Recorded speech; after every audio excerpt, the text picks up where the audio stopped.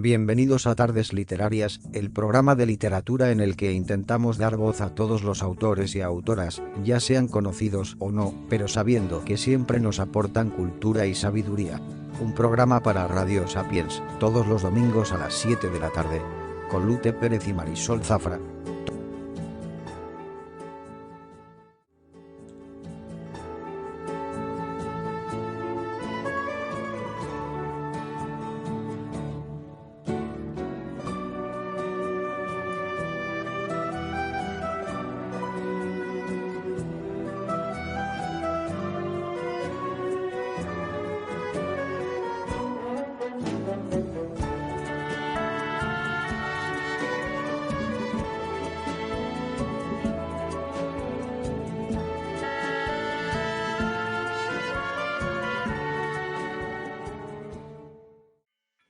Hoy estamos con José Carlos Somoza. Somoza dice: creo firmemente que escribir es la única magia de verdad que aún nos queda. Ser capaces de construir mundos y habitarlos, gestar destinos, moldear vidas. Esto es lo que dice José Carlos Somoza, que nació en La Habana cuando no había cumplido un año de edad, sus padres se mudaron a España en 1960 por motivos políticos, donde actualmente reside. Estudió medicina y psiquiatría y no se dedicó a la literatura hasta 1994. Aquí es cuando empezó a dedicarse a escribir y dejó la medicina a un lado. Ha ganado diversos galardones por sus novelas. El premio de teatro radiofónico Margarita Xirgu en 1994 por Las Langostas. La sonrisa vertical en 1996 por El silencio de Blanca. El Café Gijón, 1998, por La ventana pintada. El Fernando Lara 2001 y el Hamlet 2002 por la novela negra Clara y la penumbra. El Ciudad de Torrevieja 2007 por Las llaves del abismo. También fue finalista en la DAL 2000 con Darne desvanecida. Es socio de honor de NOCTE, Asociación Española de Escritores de Terror. El director de cine Jaume Balagueró prepara una adaptación cinematográfica de La dama número 13, que cuenta la historia de un profesor de literatura en paro, apasionado por la poesía y quien constantemente atormentan unas extrañas pesadillas.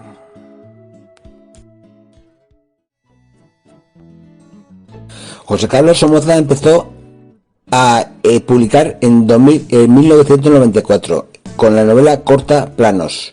A partir de ahí ya empezó a escribir novelas más largas, como en el 96 Silencio de Blanca, 98 La ventana pintada, en 1999 Cartas de un asesino insignificante, en el 2000 La caverna de las ideas, en el 2000 también Darne desvanecida, 2001 Clara y la penumbra, 2003 La dama número 13, 2004 La caja de marfil, 2005 un libro con 3 novelas breves que son Planos, El detalle y La boca, el 2006 Zigzag, 2007 Fantasmas de papel, 2007 también La llave del abismo, 2010 El cebo, 2012 Tetragmenón, 2014 La cuarta señal, 2015 Croatoan, 2018 El origen del mal y 2019 su último trabajo, El estudio en negro. Hola, soy José Carlos Somoza. Estudié psiquiatría y soy escritor. La escritura ha sido siempre para mí una pasión. Si lo es también para ti, déjame explicarte por qué. Escribir no solo como medio, escribir no solo para publicar, escribir no solo para que alguien te lea, sino escribir, sobre todo, para que tú sepas leerte. Intentaremos aprender a conocernos a través de lo que escribimos. E intentaremos activar nuestra creatividad, porque no cabe duda de que cuando escribimos lo que hacemos es plasmar en el papel lo que llevamos dentro. Pero para eso, para saber lo que llevamos dentro, tenemos que iniciar un proceso de indagación. En este curso que dirijo, ese proceso tendrá lugar. Hablaremos del azar y del sueño y de cómo se han empleado para nuestra narrativa, para mejorar lo que escribimos. Hablaremos de crear personajes interpretando roles, de la liberación catártica que representa la escritura teatral y de cómo fingir que somos otros libera al que realmente yace dentro de nosotros. Hablaremos de la imaginación y de la memoria, por supuesto, piezas clave dentro de la creación y de la narración, y de cómo plasmar las emociones, porque esa es la forma de llegar al lector, de cómo narrar nuestras emociones, bien sean reales o bien sean fingidas. A fin de cuentas, eso es también hablar de nosotros mismos. Hablaremos de cómo crear placer, pero también miedo y dolor con la escritura, porque son emociones básicas para el narrador y son emociones básicas para el lector. Recordad que no se comprende lo que se explica, sino sobre todo se comprende lo que se siente, lo que alguien transmite acerca de sus sentimientos. Yo he escrito algunas novelas de misterio y he tratado de transmitir en el lector emociones, miedo, placer. En este curso intentaré enseñar algunas de las técnicas con las que he tratado de transmitir esas emociones. Antes que escribir para publicar, incluso antes que escribir para hacer un libro, escribimos para ser felices. Te invito a dar el primer paso hacia esa felicidad a través de la escritura.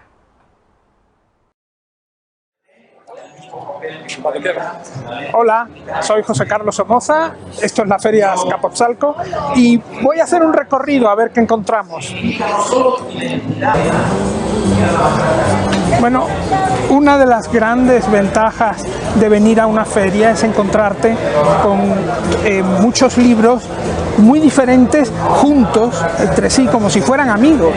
Aquí, por ejemplo, tenéis una de las grandes obras maestras de una literatura mal llamada infantil, porque no es un libro infantil, es las famosas aventuras de Alicia, de Lewis Carroll, Alicia en el País de las Maravillas, Alicia a través del espejo, y ni más ni menos que al lado del maestro Edgar Allan Poe, o sea, el clásico de los clásicos en los cuentos de terror y el fundador de toda una literatura de terror. Y a eso se le une ni más ni menos que Dostoyevsky, que es uno de los grandes narradores de largo aliento, es decir, cuentos aparentemente infantiles, cuentos para adultos y un narrador de largo aliento de grandes novelas como es Dostoyevsky. Esta es una de las cosas que más me apasionan de venir a una feria. Es como encontrarte a muchos amigos distintos, todos en un mismo sitio. Por eso me encanta venir a todas estas ferias de libros antiguos, porque te puedes encontrar sorpresas que no te encuentras en otras librerías. Y aquí tenéis una verdadera joya que no se suele ver en ningún sitio, es decir, y además una traducción de la famosa balada de la cárcel de Reading de Oscar Wilde. Ya sabéis que Oscar Wilde escribió verdaderas obras maestras y entonces tenía la mala fortuna de ser homosexual y además decirlo en una Inglaterra como era la Inglaterra victoriana, en la que esas cosas no se podían decir. Fue condenado a trabajos forzados y en la cárcel donde estuvo escribió esta verdadera joya, esta obra maestra que fue, por desgracia, su último libro. Ya no volvió a hacer más. Esa voz maravillosa que era Oscar Wilde, esa maravilla de sus ironías, de sus cuentos extraordinarios, de sus obras de teatro, Salomé, etcétera, se apagó. Y se apagó con una llama última, que es la balada de la cárcel de Reading. Bueno, pues aquí tenéis una traducción. Yo esto no lo encuentro con facilidad en ningún sitio.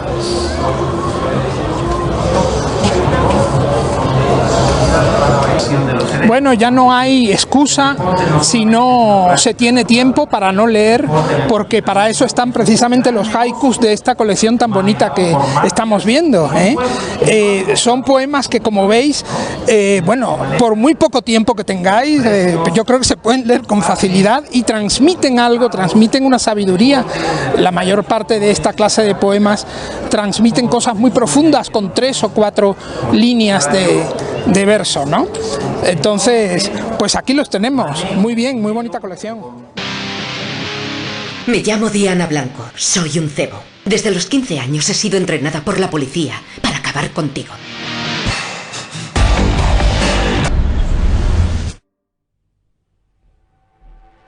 Esta es la crónica de los 4 días más importantes de todos.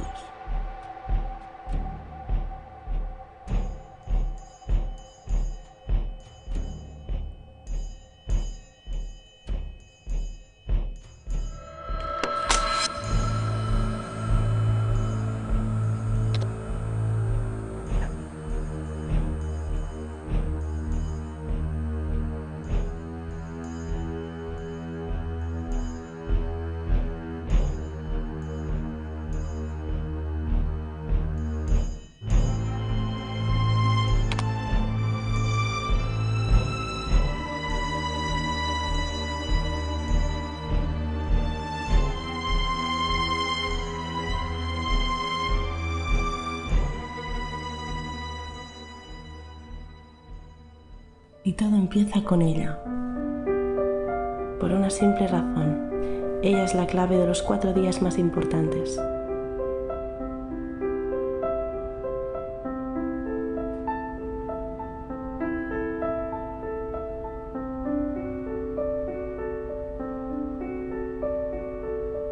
Una historia de amor donde los personajes son reales a ratos, dependiendo del estado de la conexión a Internet.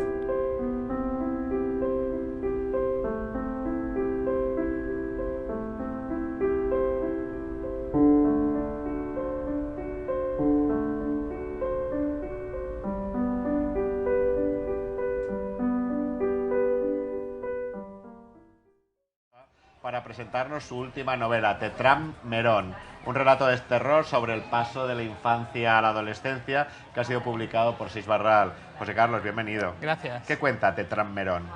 Bueno, pues, más bien son cuentos dentro de cuentos, o sea, es una novela, está escrita con forma de novela, pero dentro de ella hay una serie de cuentos que se entrelazan entre sí y tienen relación entre sí, ¿no? El tema general, el tema que los une, es una niña que se pierde en una excursión de colegio y encuentra un pasadizo, desciende por un agujero que parece ser que es el agujero por el que tienen que descender todas las niñas que se precien y que necesiten ir a algún mundo distinto y pasar a un mundo diferente, ¿no?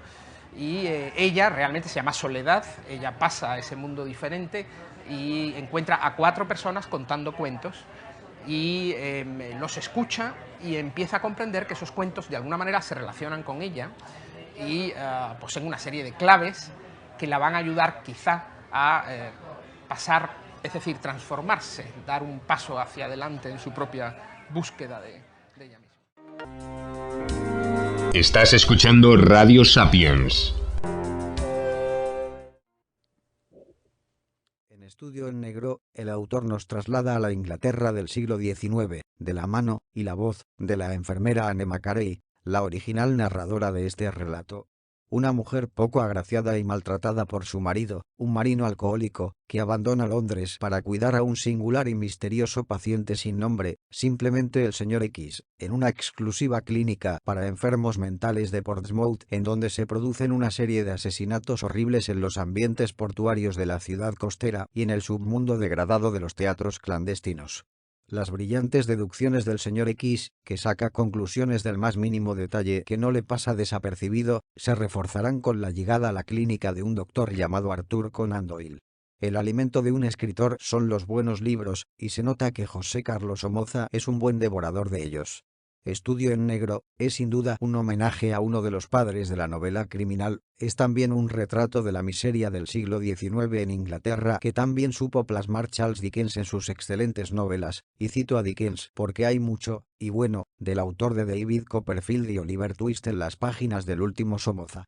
Sobre todo en ese apasionante paseo por el submundo de los teatros clandestinos, en donde niños huérfanos son obligados a pelear, para disfrute del populacho, y niñas a bailar con escasa ropa. Los niños con quienes la vida se ceba en toda su crueldad, que abundan en Portsmouth, no menos que en las calles de Londres, harapientos, sucios, de mirada fija y ansiosa. La gente no suele volver la cabeza cuando pasan como bandadas ruidosas, pero los contemplan ávidamente en los escenarios legales o clandestinos. Hay una trama de misterio, dosificada por entregas en el libro, como si fuera un folletín de época, que concita la atención del lector y espera una próxima entrega como agua de mayo, y hay, sobre todo, buena literatura en el trazado de los personajes, en sus descripciones físicas, en sus impecables y muy trabajados diálogos y en esa Inglaterra prodigiosamente recreada, sin imposturas, por José Carlos Somoza, que parece haber realizado un viaje astral al siglo XIX y haberse metido en la cabeza de la infortunada Anne Macarey para hablarnos del nacimiento de Sherlock Holmes y de la eclosión del teatro como espectáculo de masas en la Inglaterra victoriana. No desdeña la crueldad, cuando la situación lo requiere, el autor de La caverna de las ideas, sin por ello abandonar ese exquisito trazo british que impregna toda su novela.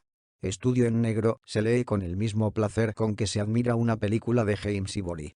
Se nota, leyéndola, no solo el esfuerzo de documentación que requiere el empeño literario del libro que el lector tiene entre manos, sino también el placer de su autor escribiéndola, que transmite, y su disciplina artesanal para su perfecto acabado.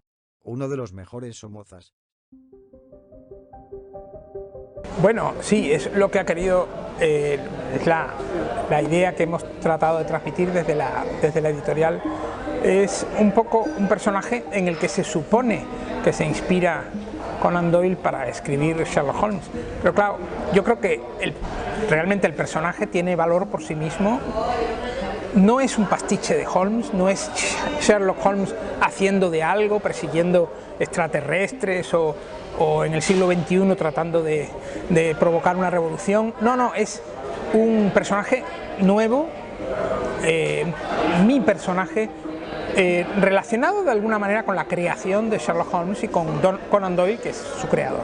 Sí, porque fíjate que él decía siempre, Conan Doyle realmente decía que se inspiró en un médico que le enseñó en Edimburgo, Joseph Bell, que fue el que de alguna manera era un médico muy observador. Decían que veía a la gente y ya enseguida captaba de qué podían estar mal, porque observaba todos los detalles, todas las cosas, y dice que ese fue el modelo que le inspiró.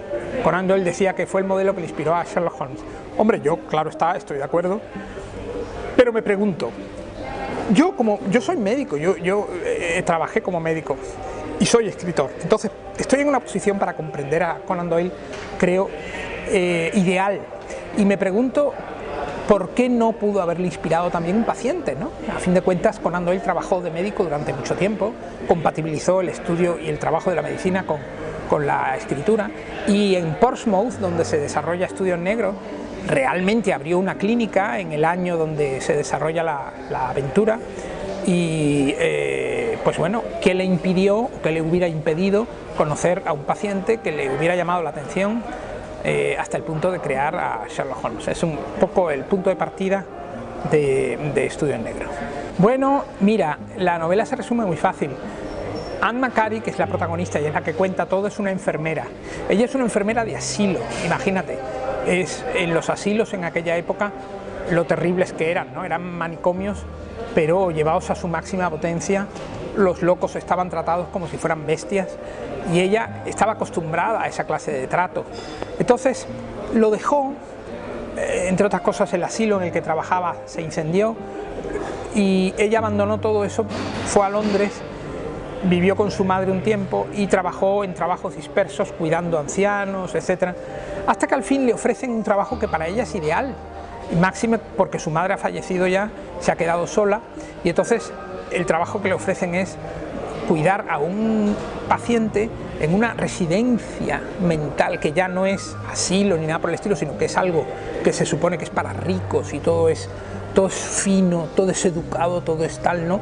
Y de repente le ofrecen esa posibilidad a una enfermera como ella, que tiene esa experiencia, y en la que ella se imagina que el trabajo va a ser tranquilo, cuidando a un rico, ancianoso ya, anciano, gotoso, que esté de alguna manera tranquilo en su propia habitación mirando al mar. Eso todo va a cambiar cuando ella realmente conozca al señor X, que es a quien le han mandado cuidar. Pero vamos, esa es la idea que ella tiene del trabajo que se va a realizar, ¿no? Y así es como comienza todo. Ella es la que narra y conoce al señor X. El señor X es un pobre hombre en el fondo, es un individuo que, aunque está recluido en sí mismo y se cree el rey del mambo intelectual, pero es un hombre solo.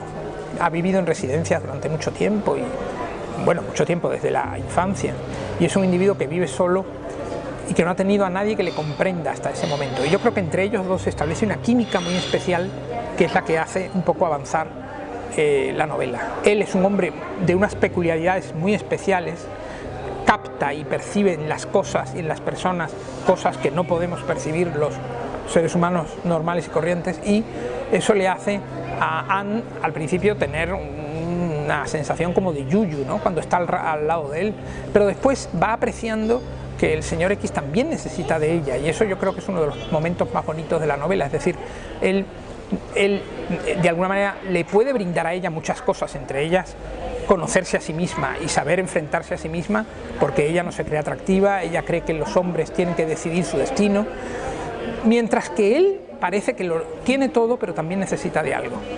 Necesita de compasión, necesita de compañía, necesita de alguien que comprenda que ha estado viviendo solo toda su vida. Pues por una razón bien sencilla, porque su familia no lo quiso. Es decir, cuando lo metieron en residencias desde que era niño, pusieron en el lugar donde tenía que venir su nombre una X, entre otras cosas porque la familia es de muy alta posición, y claro, un niño así, la verdad, pues hombre, te da como cierta cosa, ¿no? Porque un niño que a los 4 años ya estaba averiguando todos los secretos que tenía su familia, con sus criados, con los amigos y con los parientes, pues claro, es un niño como para mantener lejos, a tocar con un palo, como se suele decir, ¿no? Entonces la familia lo encierra en residencias desde que es niño, y ni siquiera quieren pringarse poniendo su apellido, es decir, no quieren, es una familia muy, muy noble, y bueno, ni tocarlo. Entonces ponen una X en el lugar donde viene su nombre, con lo cual es el señor X desde siempre. Eso le apena a Anne Macquarie, a la enfermera. Ella quiere que tenga nombre, ella desea que él tenga un nombre, que tenga una identidad. Todos nos merecemos una identidad. ¿Sabes una cosa? Nuestro nombre no es nuestro, nos lo han puesto, pero es una forma de identidad. Todo el mundo merece un nombre. Yo creo que ella hace bien en pensar que para que el señor X tenga cierta dignidad humana debe de ser llamado de alguna manera, tiene que tener un nombre, y ella le pide como regalo un nombre, y él se lo entrega. Cuando conoce a Conan Doyle, Conan Doyle le dice: estoy escribiendo sobre un detective que se llama Sherlock Holmes, y ella dice, él dice: fenomenal, ya tengo el nombre, ¿no? Me gusta el nombre. Curiosamente, cuando él se lo dice a ella no le gusta el nombre, dice: vaya nombre pringoso, ¿no? Pero de alguna manera es su identidad, ya tiene una identidad, y él se la regala a ella, es decir, es el regalo que él le ofrece a ella por cuidarle. ¿Querías un nombre? Pues ahí lo tienes, y a partir de ese momento quiere ser llamado Sherlock Holmes. Pues un Conan Doyle que creo que sirve de contrapunto a Anne Macquarie, tal como la ha ido contando, y al señor X. Es decir, por un lado razonador, deductivo, amante como pocos del misterio, exactamente igual que el señor X, pero por otro lado también emocional, y eso le gusta mucho a la señorita Macquarie. Un individuo que se mueve muy a gusto en ambos caminos, en ambos lados, y de alguna forma parece el hombre perfecto, parece el príncipe azul que ella necesita. Claro, él no se fija en ella, pero de alguna manera ella está encandilada con él. O sea, Arthur Conan Doyle para ella es ese príncipe que necesitaba y que parece el hombre perfecto.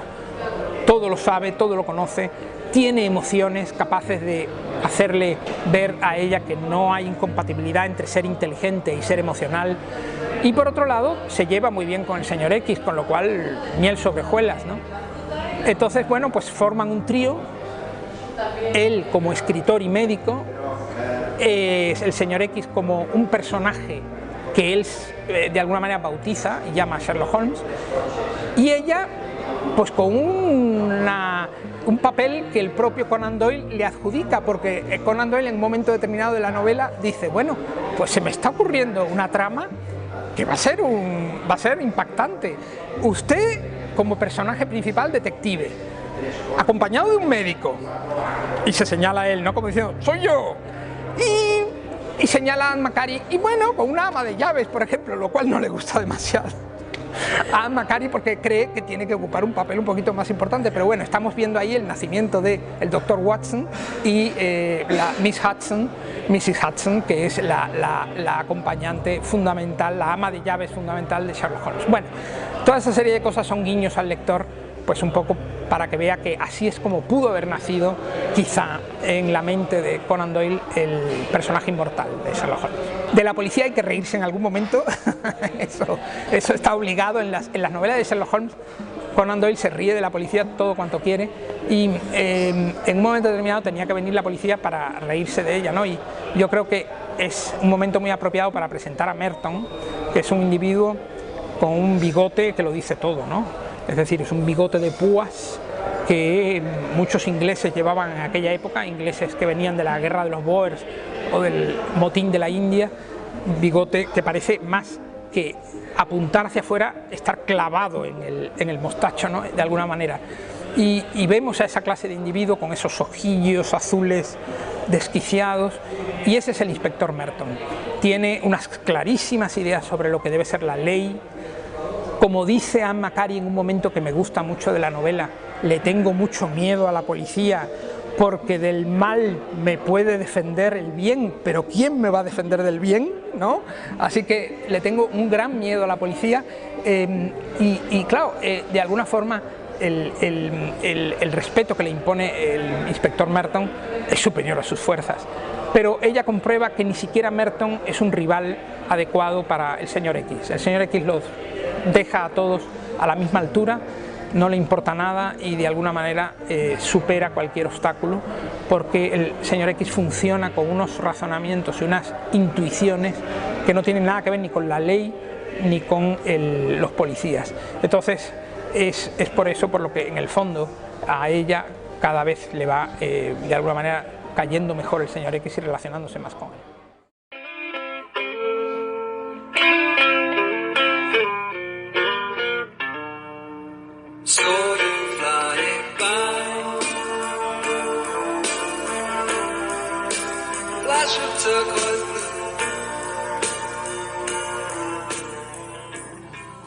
Aquí ya comenzó la sección Cine y Literatura con Marisol Zafra.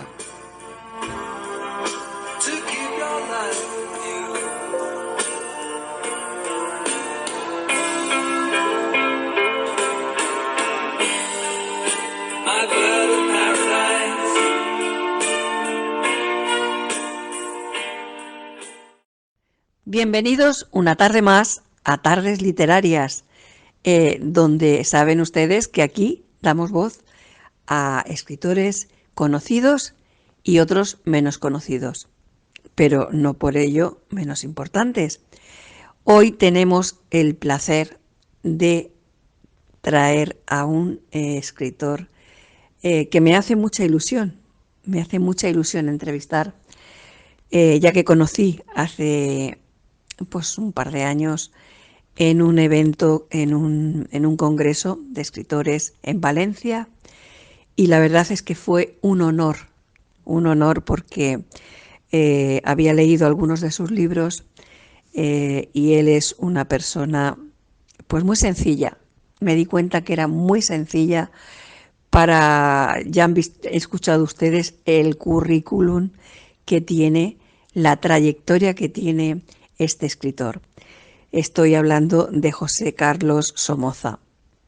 Es un escritor que se dedica a la novela negra, aunque a él no le gusta esa etiqueta y no lo va a explicar. No lo va a explicar más adelante en la entrevista, pero bueno, es un fenómeno de este tipo de novela. Bueno, pues vamos a darle la bienvenida y comenzamos con esta entrevista. Bienvenido, José Carlos. Es un placer, como he dicho antes, tenerte aquí. Sabes que, bueno, pues me hacía muchísima ilusión entrevistarte porque tienes muchas cosas que contarnos. Bueno, pues vamos a comenzar diciéndote pues que estamos muy agradecidos por tu tiempo y bueno, pues empezaremos por la primera pregunta. ¿Quién es José Carlos Somoza? Es difícil responder a la pregunta de quién es alguien, sobre todo si ese alguien es la persona preguntada. La verdad es que yo me definiría, pues, como un escritor de nombre José Carlos Somoza, que eh, estudió medicina y se licenció y después se hizo especialista en psiquiatría y dejó la profesión de repente hace 20 años o aproximadamente sin apenas ejercerla para dedicarme íntegramente a escribir. Ya sé que es una pregunta que no nos hace mucha gracia, ¿no?, a los escritores, pues que nos pregunten quién somos, ¿no? Es un poco difícil de definirnos, ¿no? Pero lo has hecho genial, te hemos conocido un poquito más. ¿Cuándo se te despierta el gusanillo de la escritura? ¿Cuándo sientes tú bueno, pues que quieres dejar tu carrera, una carrera que te ha llevado muchos años, para dedicarte a la escritura? No sé muy bien cómo llegó lo del gusanillo, como tú te refieres, pero sí sé que escribir he escrito desde que tengo uso de razón. Era un pasatiempo para mí desde que era niño. No lo consideraba un juego, pero tampoco lo consideraba algo con expectativas de futuro. Es decir, yo nunca soñé con ser escritor. Yo nunca vi mi nombre en un libro y soñé con que me publicaran, sino que escribía porque me gustaba hacerlo. A lo que jugaba era a imaginar que yo era médico, ¿no?, que era cirujano. Y después, cuando me hice médico y por fin psiquiatra, probé suerte con la escritura y me convertí en escritor casi sin soñarlo, sin desearlo, lo cual me ha hecho pensar que a veces no somos lo que soñamos ser, sino que somos lo que hacemos todos los días por puro pasatiempo. Y es un poco la enseñanza que recibí de esto. ¿Y qué ha supuesto para José Carlos este parón, este encierro en el confinamiento, bueno, que como todos hemos vivido, pues de una manera como hemos podido? ¿Cómo estás viviendo tú esta pandemia?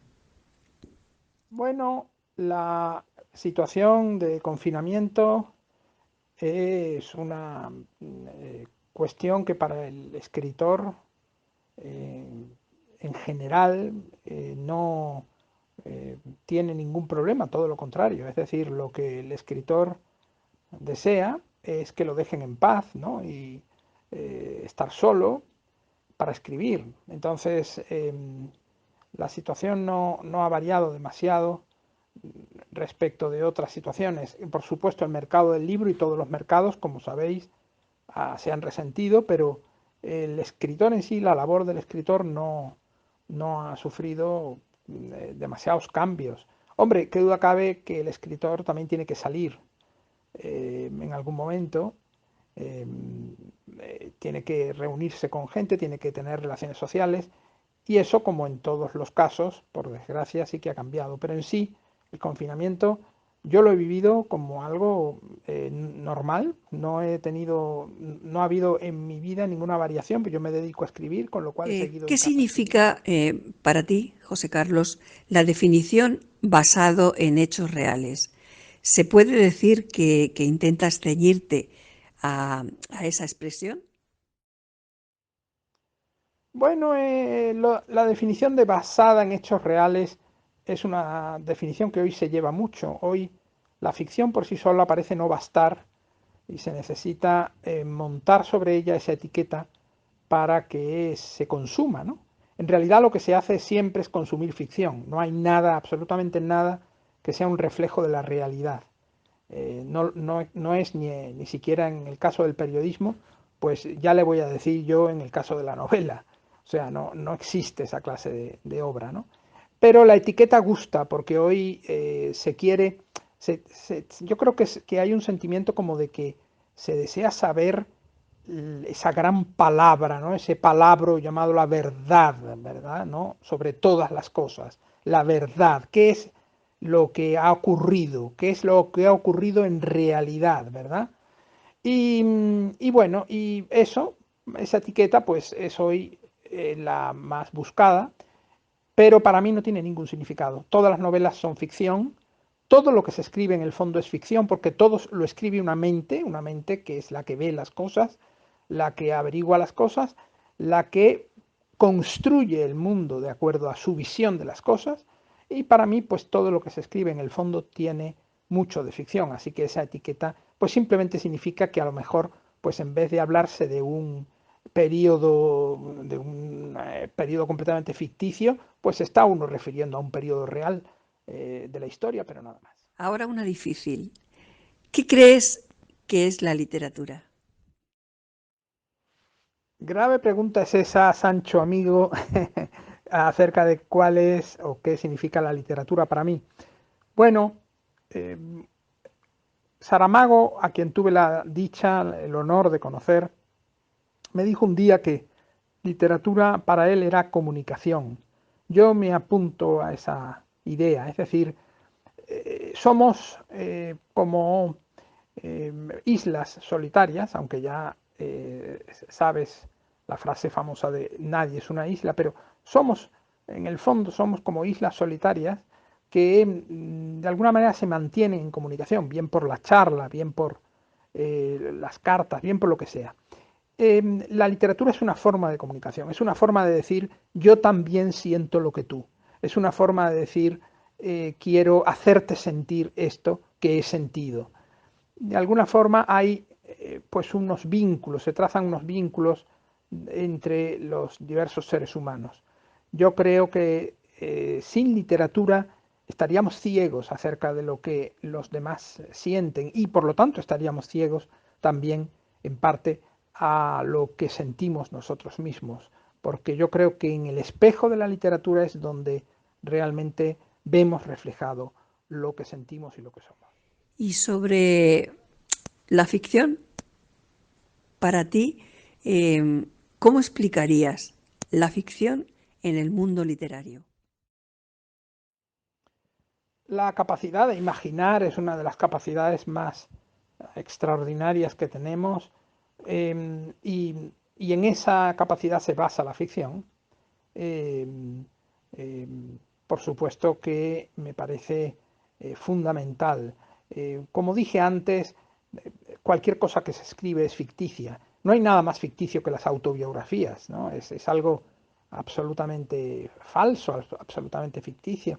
Cuando digo falso no quiero decir desde el punto de vista despreciativo, sino despectivo, ¿no? Sino desde el punto de vista de que no hay nada veraz en realidad, porque todo está escrito desde una óptica, desde una visión, ¿no? La ciencia es todo lo contrario, la ciencia se propone verificar, pero lo escrito casi siempre es, de alguna manera se ficciona, puesto que lo escribe una mente, una visión. Entonces, José Carlos, ¿la crees importante en la literatura, la ficción? Por supuesto que la ficción es importante. Decía antes que todo es ficción, cuando se escribe, escribimos siempre ficción, pero es muy importante porque la ficción, esto ya lo decía Vargas Llosa, ¿no? En su famoso ensayo sobre la verdad de las mentiras, ¿no? La verdad de las ficciones. La ficción en realidad no es una mentira, esto lo acababa también de decir yo, no es falsedad en el fondo, sino una visión distinta de las cosas. Siempre estamos ficcionando. Yo diría que la ficción nos acompaña siempre, incluso aunque no escribamos, porque nuestro relato de los hechos, nuestras narraciones, ¿qué has hecho esta mañana? Gran parte de lo que decimos que hemos hecho es desde nuestro punto de vista. A lo mejor no es exactamente así como lo estamos diciendo. Entonces, la importancia de la ficción estriba en que, de alguna manera, puede convertirse, y de hecho se convierte en una metáfora de la realidad. Es decir, no es mentira, no es falso, pero tampoco es veraz como podría serlo el peso del kilogramo o la fuerza de la gravedad. No es exactamente así. es una metáfora de las cosas, pero nos sirve precisamente para observar la realidad a través de unas lentes diferentes y verla desde un punto de vista más profundo. Yo estoy contigo. La ficción es importantísima en la literatura y bueno, no lo has podido explicar mejor. La pregunta sería, ¿puede la novela prescindir de la ficción? Creo que con las anteriores nos las has explicado bastante claro, pero tú seguro que puedes añadir alguna cosa más.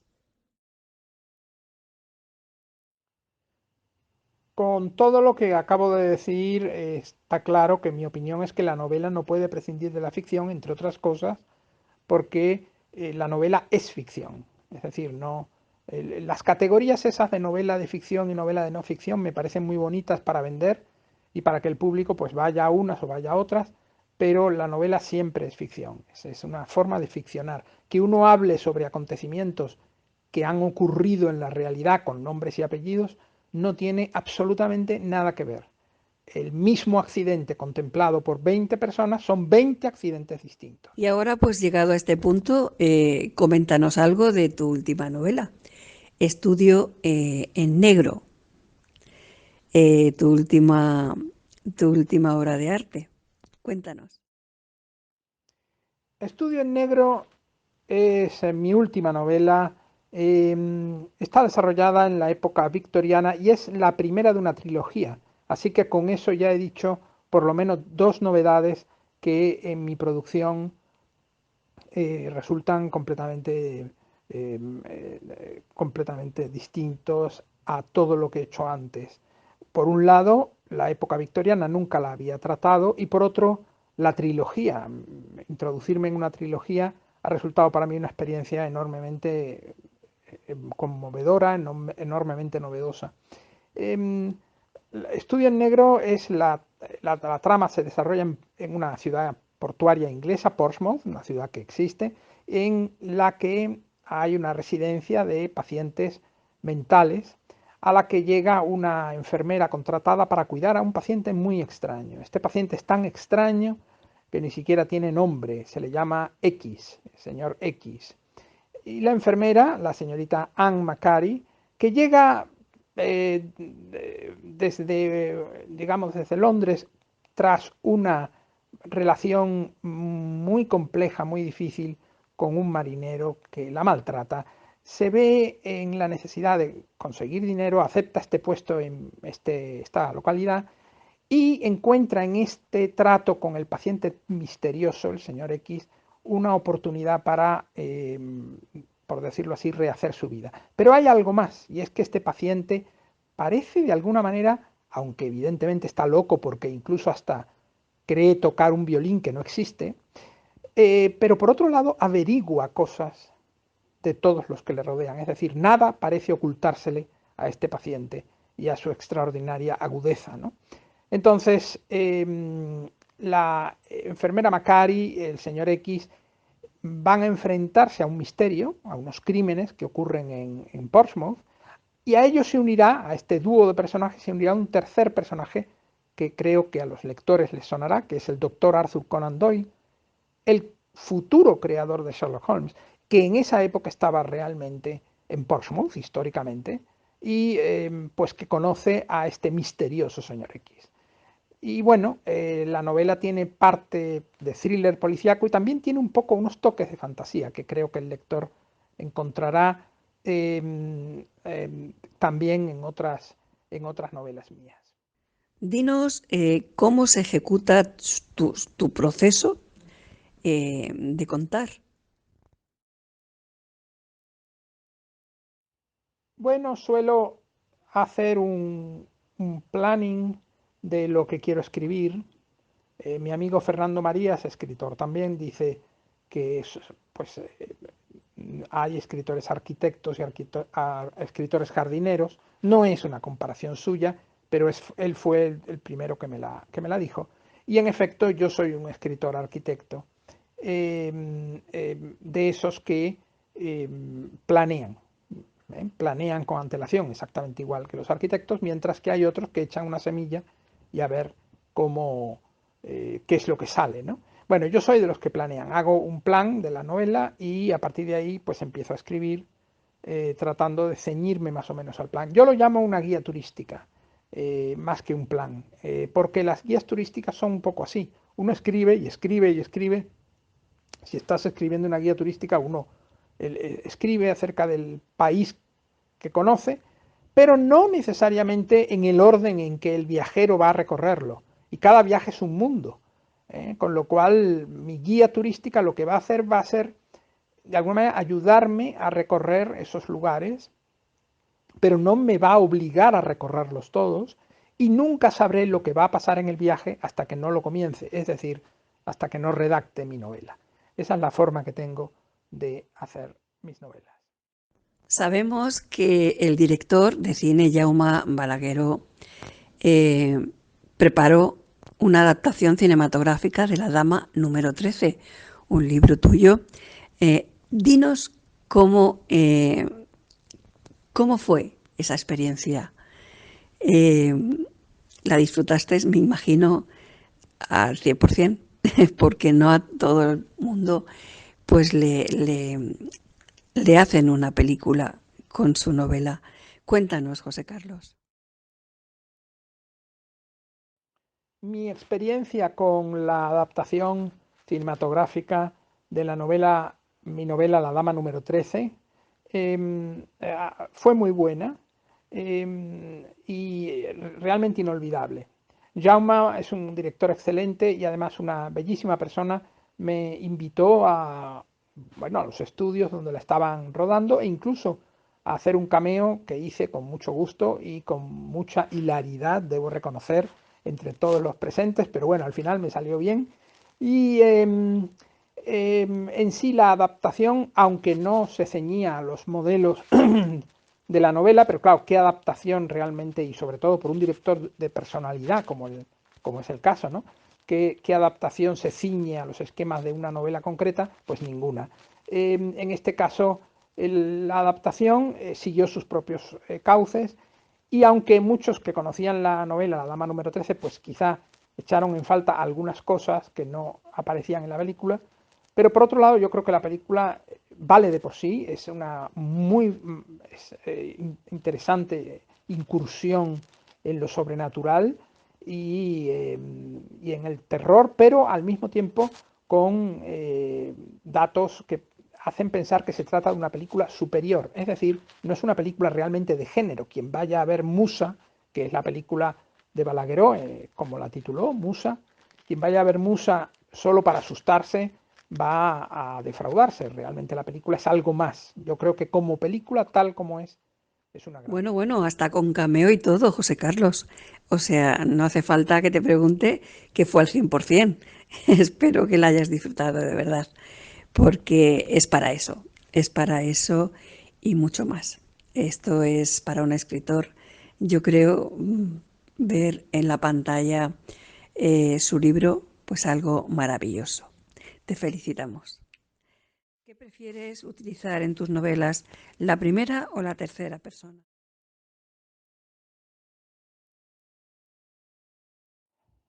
Mira, llevo 20 novelas escritas, así que la verdad me resulta difícil decir cuál es mi preferencia. La preferencia de mis novelas depende de la novela.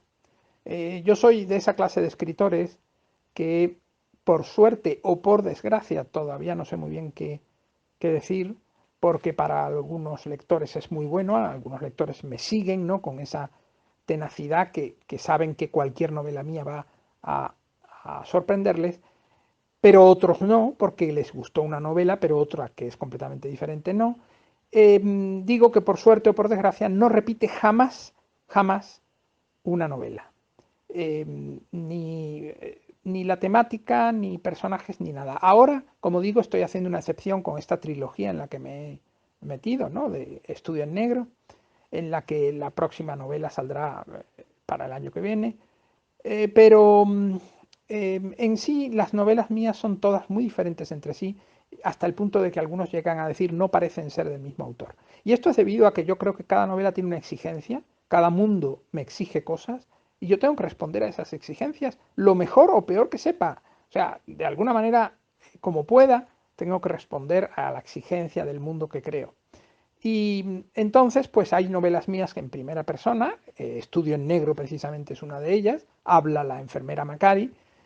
El Cebo, otra novela mía, hablaba también otra protagonista, mientras que otras novelas, Clara y la penumbra, La dama número 13, son en tercera persona. Y hay algunas novelas como La caverna de las ideas, una de mis novelas más traducidas, se ha llegado a traducir en más de 30 idiomas, todavía estoy firmando contratos de traducción, se publicó hace 20 años.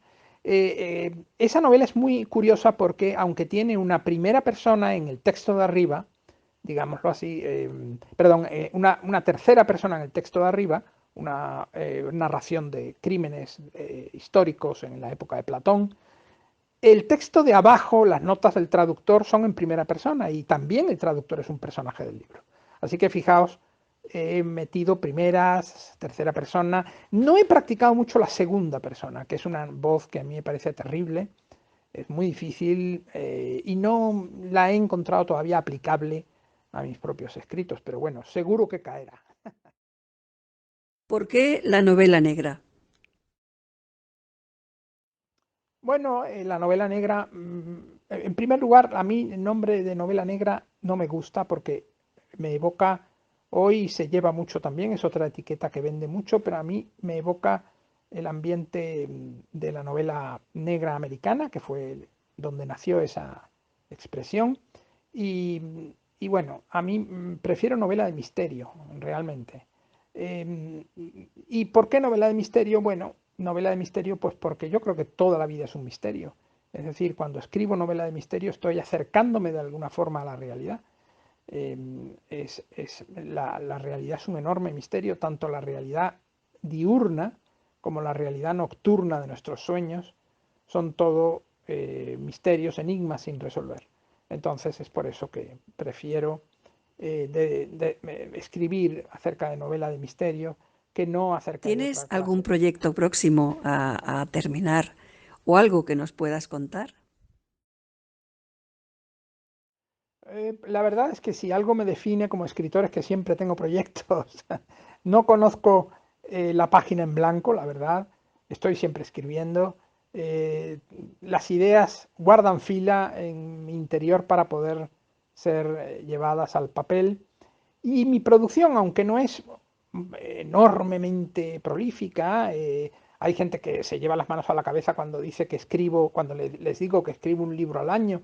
Pues hombre, habría que ver algunos autores que escriben 2 y 3 libros al año. Esos sí que me parecen autores prolíficos. Yo no tanto, yo escribo con cierta lentitud, pero las ideas se acumulan y les tengo que dar salida, porque son como ollas a presión, que tienes que de alguna manera dar salida a ese vapor. Y bueno, ahora mismo he terminado la segunda parte de la trilogía del Señor X, que comenzó con Estudio en Negro. Y estoy escribiendo otra cosa, ya en proceso de segunda escritura, de revisión de la primera, es decir, ya está terminada. Estoy escribiendo otra novela que no tiene nada que ver con la trilogía, para tomarme un descanso de la época victoriana, es una novela desarrollada en la época moderna. Y bueno, estoy ahora mismo en ese berenjenal, disfrutando mucho, eso sí, como siempre, y tengo en perspectiva, y lo digo como primicia, una novela de terror, una nueva novela de terror. Quiero de nuevo introducirme en el terror, que hace tiempo que tengo José abandonado. Carlos, hemos hablado de muchas cosas, nos has contado muchas cosas y ahora pues si hay algo que te apetezca contarnos o agregar a todo lo dicho, este es tu momento. Nada, por último quiero agradeceros vuestras preguntas. Siempre he creído que los escritores no tienen nada que decir, salvo los libros. Es decir, lo que quieren decir los escritores lo dicen en los libros. Pero por otro lado, en el caso de eh, preguntas tan interesantes y algunas de ellas profundas como las vuestras, pues dan la oportunidad a los escritores de decir también opiniones que a lo mejor no pueden expresar en sus creaciones. Así que os animo para continuar con esto, y todo proyecto que se haga en relación con la literatura y los escritores, como podéis imaginar, me parecerá poco. Muchísimas gracias, José Carlos, por tu presencia en Tardes Literarias. Ha sido un auténtico lujo el poder contar contigo. Sabes que, bueno, pues que me hacía mucha ilusión tenerte en el programa. Lo he conseguido y, bueno, pues agradecerte tu tiempo, felicitarte por esos 20 libros que ya llevas escritos, por esa trayectoria, por ese éxito cinematográfico, y bueno, pues que te esperamos siempre que quieras volver. Para nosotros ha sido, como he dicho, pues un verdadero placer tenerte y escucharte. Nada, queridos oyentes, espero que ustedes también lo hayan pasado bien, porque nos ha contado muchísimas cosas, José Carlos. Nosotros nos vemos la semana que viene. No se olviden. José Carlos, un placer y muchísimo éxito. Para ustedes, un beso enorme. Les espero la semana que viene.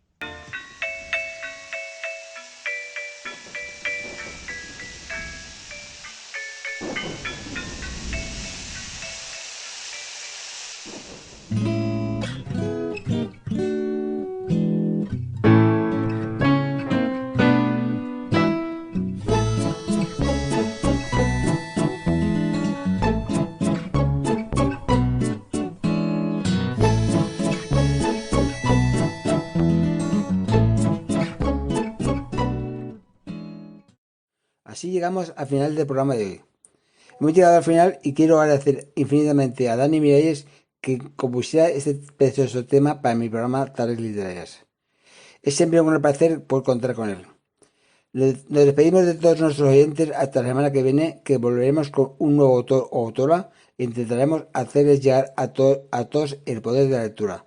Hasta la semana que viene. Hola, sígueme en este vídeo durante unos minutos donde te voy a explicar cómo puedes tener tu publicidad con la opción que más te guste. Acompáñame.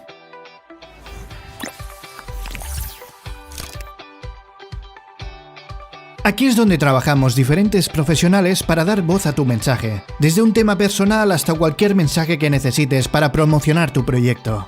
¿Cómo puedes solicitarlo? Muy fácil. Dirígete a la casilla Tu locución y cumplimenta el formulario interactivo. Lee bien, selecciona las opciones, responde cuando te lo pidamos. Verás cómo va cambiando el presupuesto conforme vayas incrementando o disminuyendo opciones. Y por último, dale a enviar. Nuestro equipo se pondrá en marcha inmediatamente para ti en exclusiva. ¿Y ahora? La gran novedad sonora, para escritores, autores, editoriales, autónomos, universidades y para quien o quienes deseen tener su audiolibro o audio lo que sea. Las aguas que le rodeaban se iban hinchando en amplios círculos. Luego se levantaron raudas, como si se deslizaran de una montaña de hielo sumergida, que emergiera rápidamente a la superficie. Se intuía un rumor sordo. Todos contuvieron el aliento al surgir oblicuamente de las aguas una mole enorme, que llevaba encima cabos enmarañados, arpones y lanzas.